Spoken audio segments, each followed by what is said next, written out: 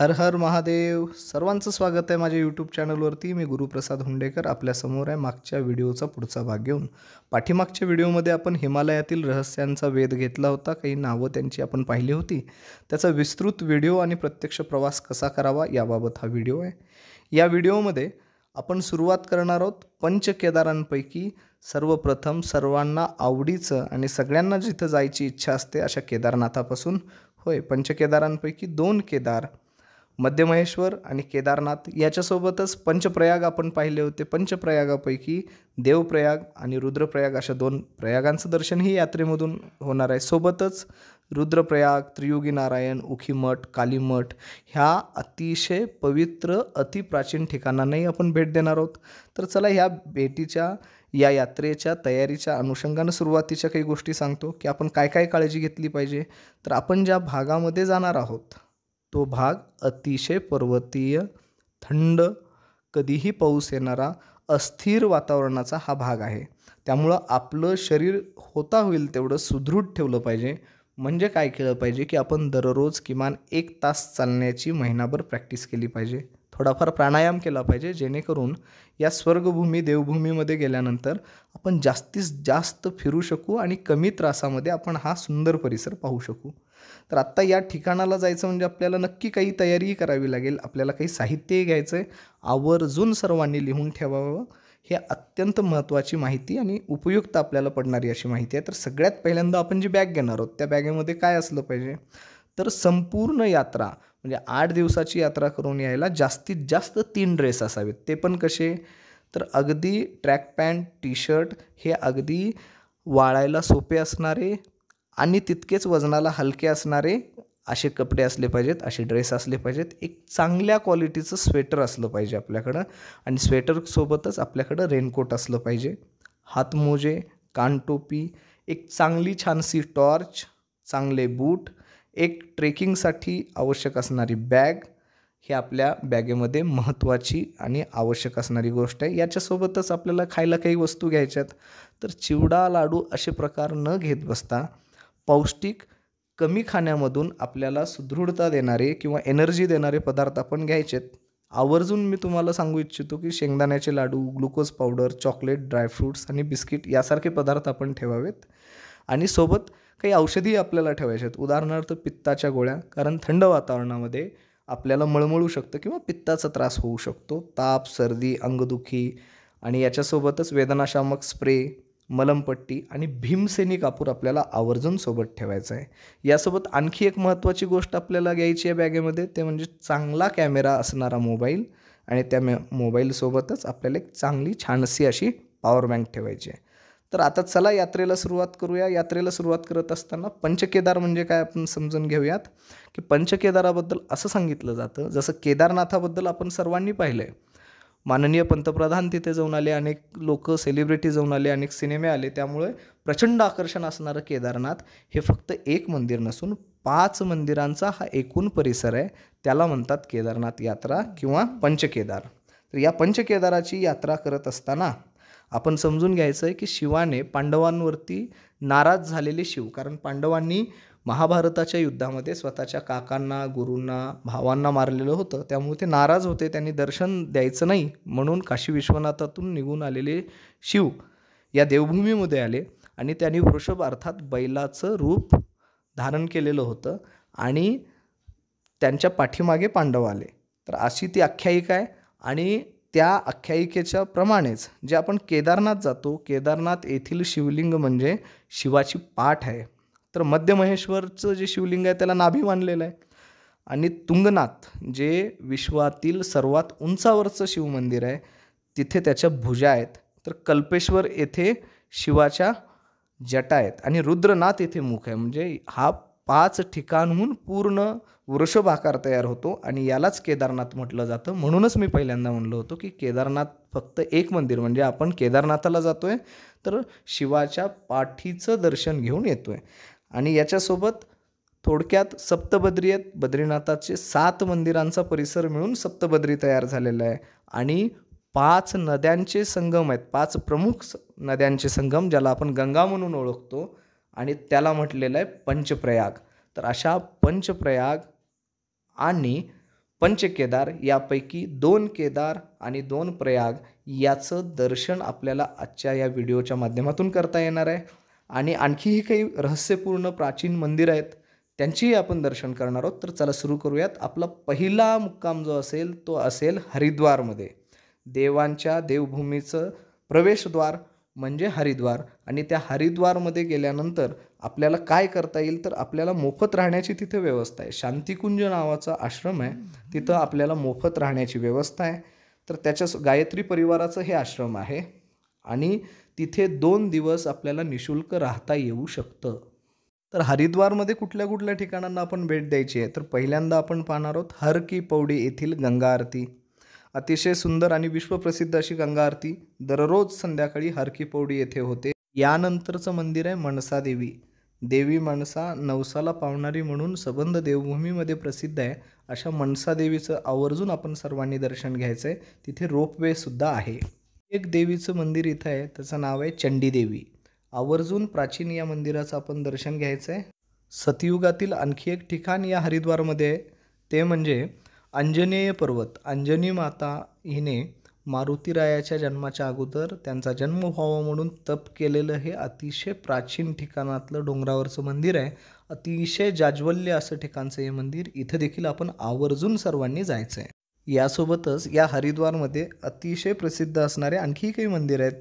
प्रजापती दक्ष मंदिर आहे, भारतमाता मंदिर आहे, सुरेश्वरी माता मंदिर आहे आणि अनेक म्हणजे अगदी हजारो ऋषीमुनींची तप केलेली ही भूमी आहे आणि शेकडो आश्रम आजही इथं आहेत. भारतातील सगळ्या प्रसिद्ध ऋषींची, साधूंची आश्रमं आपल्याला इथं आहेत. इथं अनेक योग शिबिरं आयोजित केली जातात.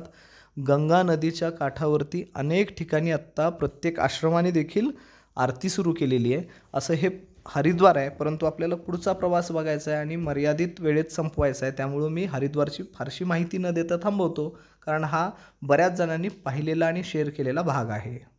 तर अशा प्रकारे पहिल्यांदाच हरिद्वारचं दर्शन घेतल्यानंतर आपण पुढच्या प्रवासाला सुरुवात करणार आहोत. पहाटे 5 वाजता हरिद्वारपासून केदारनाथच्या दिशेनं जाणारी बस मिळते. ती सोनप्रयागपर्यंत जाते आणि त्या बसने प्रवास सुरू केलं की आपण पहिल्यांदा जर आपल्याला मोठं शहर लागतं तर साधारण 45 किलोमीटरवरती आपल्याला ऋषिकेश लागेल. खरं तर ऋषिकेश ही मुक्काम करण्याजोगं ठिकाण आहे, परंतु आपला प्रवास खूप पुढचा असल्याकारणाने ऋषिकेश आपण फक्त गाडीतूनच पाहणार आहोत. गंगा नदीच्या काठावरती वसलेलं हे ऋषिकेश गाव, इथेही शेकडोच्या पेक्षा अधिक असणारी आश्रमं आपल्याला दिसतात. जगप्रसिद्ध असणारा राम झुला, लक्ष्मण झुला इथल्या गंगा नदीवरती उभा केलेला आहे. सोबतच इथून 14 किलोमीटरवरती साधारण नीलकंठ पर्वत आहे.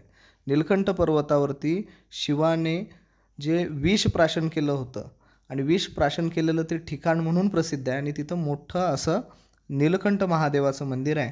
हे बसमधूनच आपण पाहत पाहत जेव्हा आपण पुढे जातो, आपल्याला ऋषिकेशच्या नंतर सुरू होतो तो डोंगराळ भाग आणि घाटांचा रस्ता.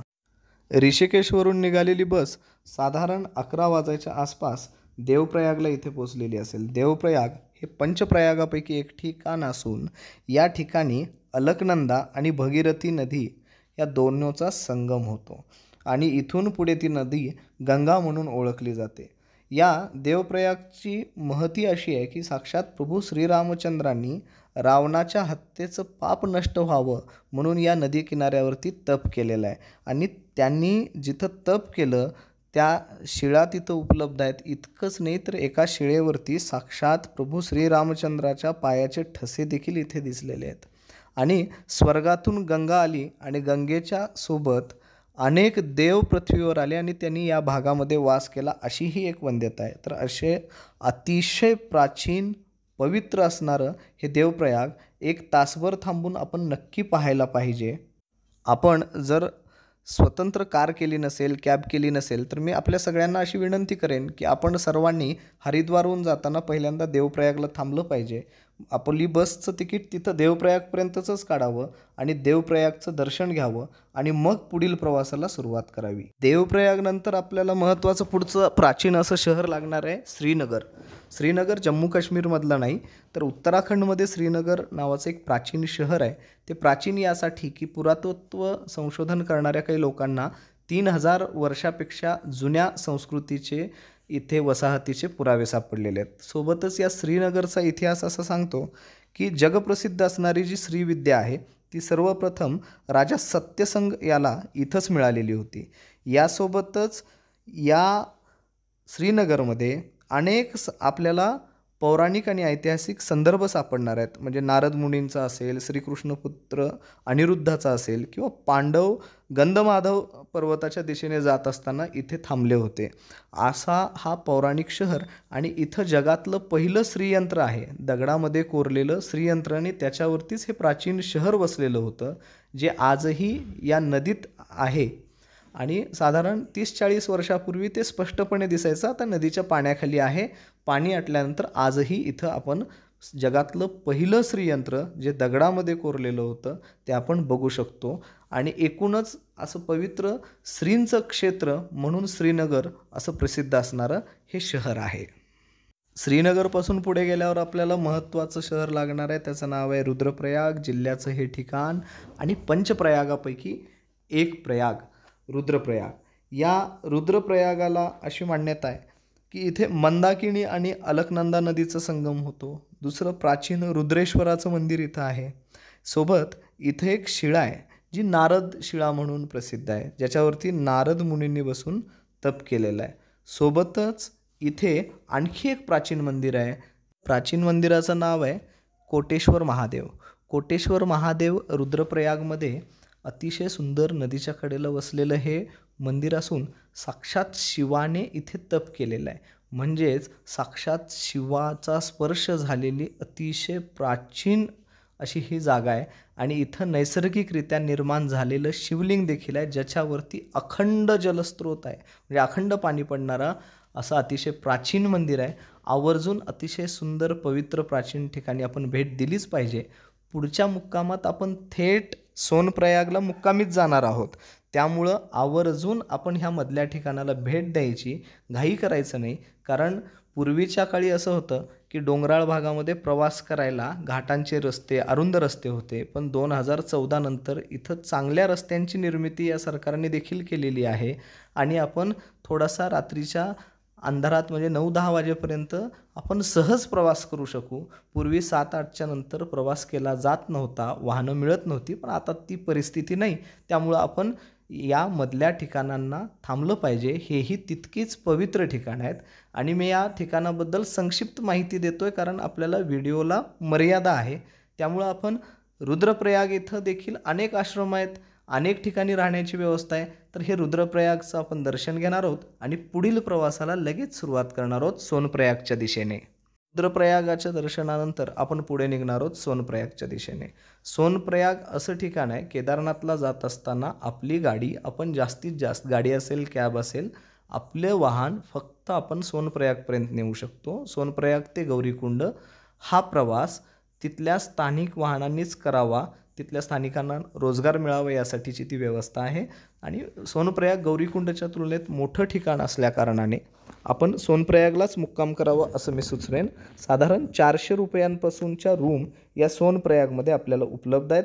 तर आपण रूममध्ये मुक्काम करावा. सकाळी निघत असताना मी असं सांगेन की मोठी बॅग जी आहे वजनाची, एकूण सामानाची, तिथल्या हॉटेलच्या लॉकरमध्ये ठेवावी आणि आपलं फक्त खायचं सामान आणि ट्रेकिंगच्या बॅगमध्ये घालून हे आपण घ्यावं. सोनप्रयागहून सकाळी लवकर आपण गौरीकुंडच्या दिशेने जाणार आहोत. 50 रुपये भाडं आपल्याकडून घेतलं जातं शेअरिंगमध्ये. 50 रुपये देऊन आपण गौरीकुंडला पोचलो की गौरीकुंडमध्ये आपल्याला ठरवायचं आहे की आपण केदारनाथला कसे जाणार आहोत. जर आपण हेलिकॉप्टरची बुकिंग केली असेल तर हेलिकॉप्टरचे वेगवेगळे ठिकाणं आहेत, जसं की फाटा आहे किंवा आणखी काही तिथे हेलिकॉप्टरचे पॉईंट आहेत. तिथून आपण हेलिकॉप्टरने जाऊ शकतो. आपल्याला जर पायी जायचं असेल किंवा खेचराने जायचं असेल, असे 2 पर्याय आपल्याकडे शिल्लक राहतात. आपण खेचराने जात असू तर मग आपल्या सर्वांना विनंती आहे की सरकारमान्य तिथं ठिकाण आहेत, ऑफिस आहेत, त्या ऑफिसमधूनच खेचराची नावनोंदणी करावी. 2,500 रुपये प्रमाणे भाडं घेतात जाण्यासाठीचे. ते देऊन आपण पुढे जावं. पण जाण्यापूर्वी आधार कार्ड दाखवून आपली नावनोंदणी किंवा आपण ऑनलाईन केलेलं बुकिंगचे डेट तिथं कन्फर्म करून घ्यावी आणि पुढील प्रवास सुरू करावी. पुढील प्रवास सुरू करण्याच्या पूर्वी गौरीकुंडला गरम पाण्याचा झरा आहे. गौरीकुंड हे देखील प्रसिद्ध ठिकाण आहे. शिवाने गणेशाचं मस्तक उडवलेलं हे ठिकाण आहे. इथे गरम पाण्याचा झरा आहे. त्या झऱ्यामध्ये आपण अंघोळ करावी. नैसर्गिकरित्या इथं गरम पाणी येतं आणि तिथून प्रसन्नपणे आपण पुढच्या प्रवासाला सुरुवात करावी. मग तो चालत असेल किंवा खेचरावर असेल. पायी चालत आपण सुरुवात केली की आपल्याला पहिला जो थांबा लागणार आहे त्याचं नाव आहे जंगलचट्टी. साधारण 4 किलोमीटर अंतर आहे. तिथून 3 किलोमीटरवरती भीमबाली, त्याच्यावर लिंचोली आणि नंतर केदारनाथचा बेस कॅम्प आणि केदारनाथचं मुख्य मंदिर, असा हा प्रवास आहे. या प्रवासात प्रत्येक ठिकाणी चहा, नाश्ता, जेवण याची तर व्यवस्था आहेच.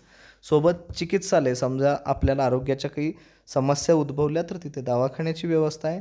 या प्रत्येक ठिकाणी मुक्कामाची व्यवस्था आपल्याला दिसून येते. म्हणजे केदारनाथला चालत जात असताना समजा आपली पाय दुखली, आपल्याला नाही चढणं झालं, तर आपण त्या ठिकाणी आराम करू शकतो. आपण प्रत्येक ठिकाणी या आपल्याला आरामाची व्यवस्था किंवा झोपण्याची व्यवस्था आहेच. एक विनंती आपल्याला करायची राहून गेली की बऱ्याच जणांना प्रवासामध्ये विकतचं पाणी घ्यायची आरोग्याच्या दृष्टीने सवय असते की बाहेरच्या पाण्याने बाधा होऊ शकते.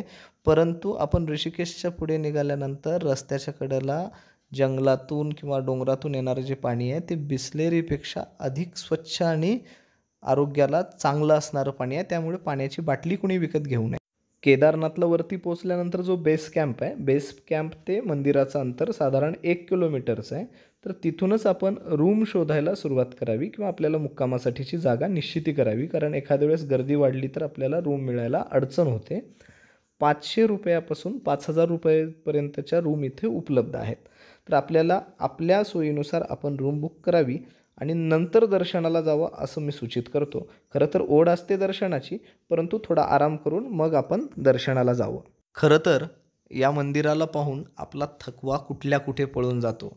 ज्या केदारनाथाच्या दर्शनाच्या ओढीने आपण आलो त्या साक्षात केदारनाथाचं आपण दर्शन घ्यावं आणि आपलं मन नक्कीच या दर्शनाने कृतार्थ होईल, पावन होईल आणि एक एनर्जी, एक ऊर्जा आपल्यात सामावली जाईल, हे मात्र नक्की. तर या केदारनाथाचं आपण सर्वांनी दर्शन घ्यावं. संध्याकाळी 6 वाजता आरती असते, ती आवर्जून आपण पाहावी. मंदिराच्या पाठीमागे ठीक आपल्याला ही शिला दिसते, ही आहे भीमशिला.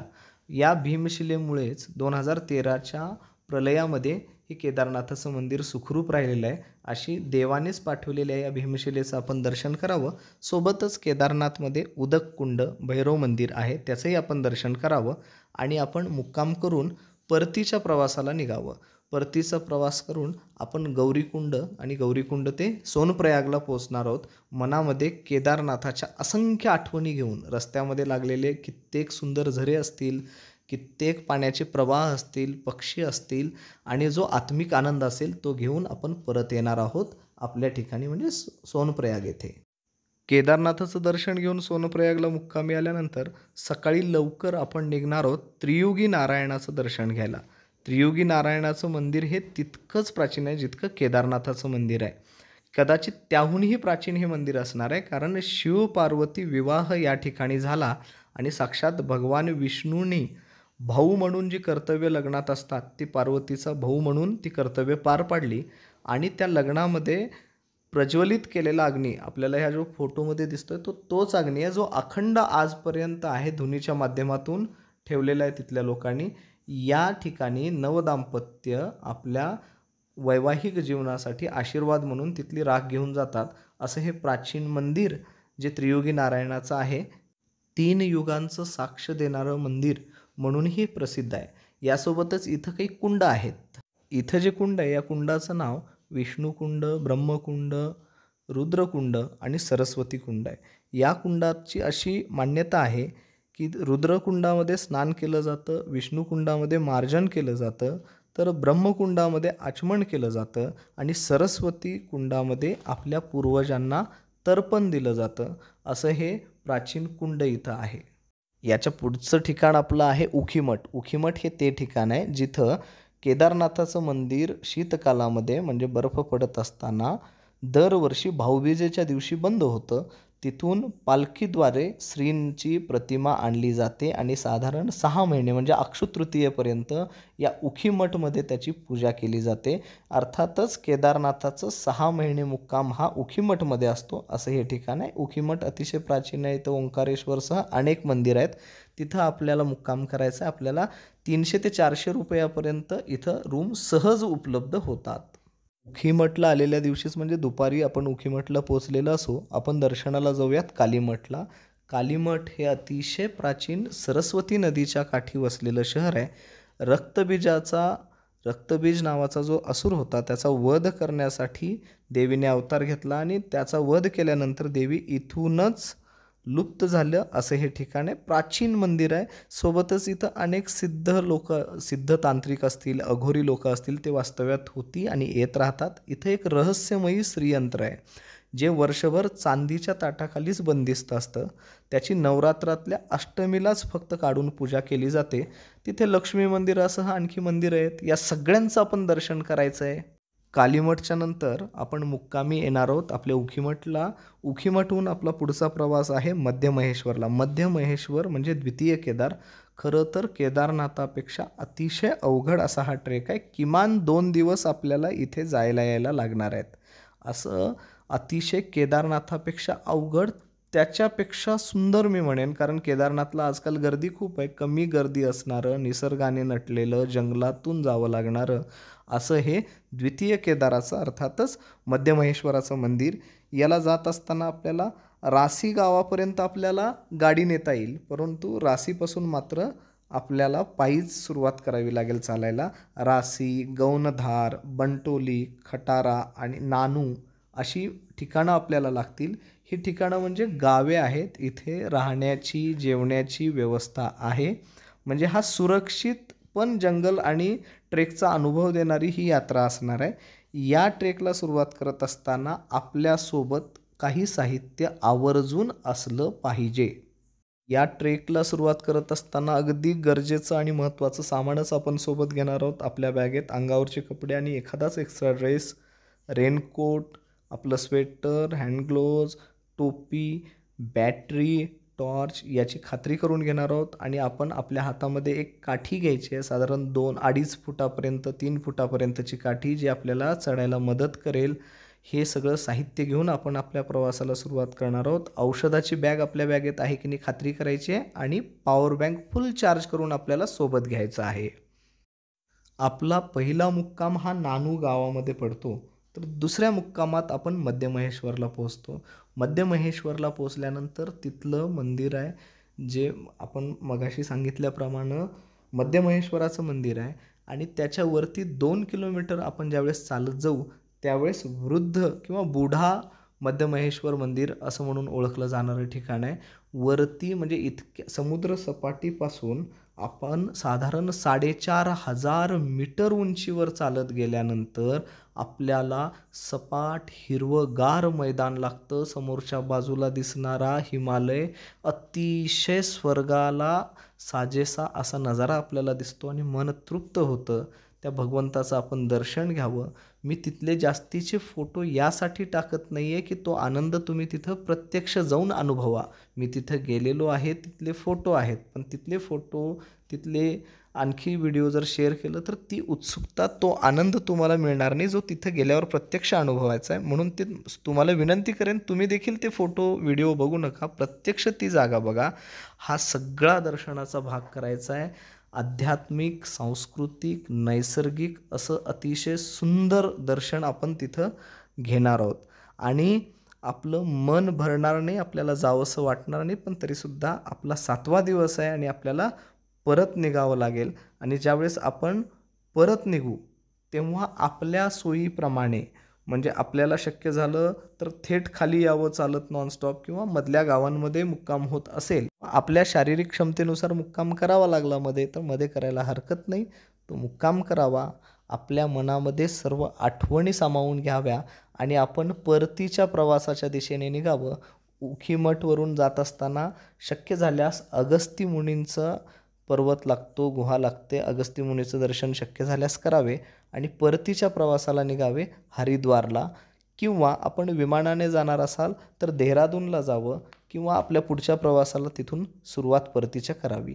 आता हा झाला एकूण प्रवास. या प्रवासामध्ये 2 प्रयाग, 2 केदार आपण पाहिले आणि इतर 2-3 मंदिरंही प्रमुख आपण पाहिली. खरं तर इथलं प्रत्येक मंदिर, प्रत्येक ठिकाण एक दिवस राहून बघावं असं आहे, पण आपलं मन भरणार नाही. पुढचा उर्वरित भाग म्हणजे या पंचकेदारांपैकी 2 ठिकाण झाली. पुढच्या व्हिडिओमध्ये मात्र एकाच व्हिडिओमध्ये आणि एकाच प्रवासामध्ये उर्वरित असणारे प्रयाग, उर्वरित 3 प्रयाग आणि 3 केदार आपण बघणार आहोत. तोपर्यंत आपण इथेच थांबूयात. एवढ्यावरतीच ही यात्रा थांबलेली नाही. एवढी रहस्य उलगडण्याने हिमालय संपलेला नाही किंवा आपल्याला समजलेला नाही. आणखीही काही व्हिडिओ आहेत. पुढच्या व्हिडिओमध्ये आपण साक्षात द्रोणागिरी पर्वत जिथून हनुमंताने संजीवनी नेली त्याच्याबद्दलची माहिती पाहणार आहोत आणि उर्वरित 3 केदार आणि 3 प्रयाग बघणार आहोत. तोपर्यंत थांबतो. हर हर महादेव. परंतु माझा प्रयत्न जर आवडला असेल तर नक्की चॅनलला लाईक करा, सबस्क्राईब करा आणि शेअर करा. हर हर महादेव.